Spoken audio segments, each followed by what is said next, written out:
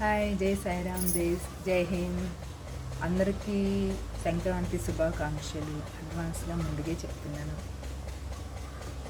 ఇప్పుడు కొత్త సంవత్సరము. మనం తెలిసి తెలియక ఎన్నో తప్పులు చేస్తుంటాం.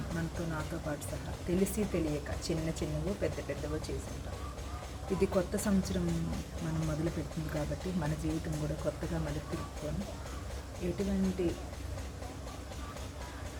కష్టాలు, బాధలు, అనారోగ్యాలు బారిన పడకుండా మేము, మన చుట్టూ ఉన్నవాళ్ళు, మన సమాజం, మనమందరం కూడా చల్లగా చక్కగా భగవంతుని దయ వలన నిండు నూరేళ్ళు ఉండాలని పూర్తిగా కోరుకుంటున్నాను. ఇంకొకటి,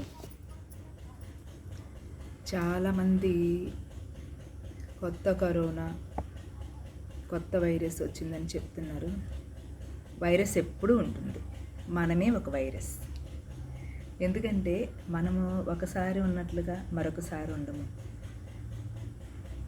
మనం మనుషుల్ని ఒకసారి ప్రేమిస్తాము, మరోసారి ద్వేషిస్తాము. అలాంటివి ఏమీ లేకుండా మనసు ప్రశాంతంగా ఉంచుకుంటే ఏ జబ్బు రాదు. అది మీకు తెలిసే ఉంటుంది. ప్రపంచంలోనే అతిపెద్ద ధనవంతుడు ఎవరంటే ప్రశాంతత కలిగిన వాడే ధనవంతుడు. ఎంత ధనం ఉన్నా ఆ ధనం ఖర్చు పెట్టలేరు. ఆ ధనంతో ఏది కొనుక్కొని తినలేరు. ఇంకొకరికి దాన ధర్మాలు చేయలేరు. వెళ్ళిపోతారు. అది మట్టి పాలవుతుంది. అది ఎవరో ఒకరు అనుభవిస్తూ ఉంటారు. ఇంకొకటి, మనం ఎంత ఆశగా కట్టించుకుంటాం. ఇల్లు అయినా సరే, ఒక కార్ అయినా సరే కొనుక్కుంటాం.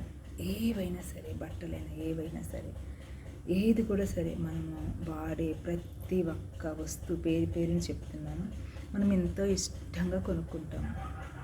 కానీ ఆ సమయంలో చనిపోతే శవమని బయటపడేస్తారు.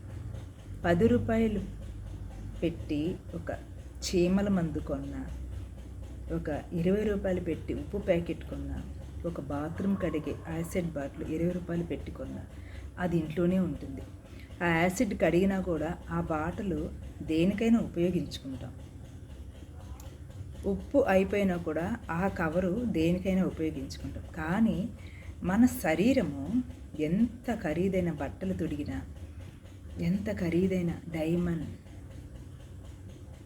బంగారం, గోల్డ్, అన్ని కెంపులు ఎన్నో వేస్తాం. అయినా మనల్ని తీసి బయటపడేస్తారు. మన బంగారం మాత్రం చూసుకుంటారు. ఎవరైనా అంతే. సెలబ్రిటీస్ కానీ, సినిమా యాక్టర్స్ కానీ, ప్రతి ఒక్కరూ మట్టిలో నుంచే వచ్చాము. మట్టికే పరిమితం మన జీవితం. ప్రతి క్షణము మన మరణాన్ని గుర్తించుకుంటే మనం ఏ తప్పు చేయము. ఒకవేళ చెయ్యాలనుకున్నా చేయలేము. చేయకుండా మనము ఉందాము. మేము మనందరం కూడా ఈ సమాజంలో ఎంత వికలాంగులు ఉన్నారు, ఎంత వృద్ధులు ఉన్నారు, తల్లిదండ్రులు లేని వాళ్ళు, భార్యాభర్తలు బిడ్డల్ని వదిలేసిన వాళ్ళు, వృద్ధులను తల్లిదండ్రులను బిడ్డలు వదిలేసిన వాళ్ళు చాలా చాలా ఉంటే ఎంతో ఉంటుంది. అవన్నీ వీలైనంత వరకు సహాయం చేద్దాం. సీడ్ డాగ్స్కి హెల్ప్ చేద్దాం. ఎందుకంటే మీరు ఒక్కరోజు వాటికని పిడికిడి బియ్యము వండి ఒక్కదానికి మొదలెట్టండి. ఆ రోజు మీకు ఎంత ప్రశాంతంగా ఉంటుందో మీరే చూస్తారు. జై సాయిరామ్, జై హింద్.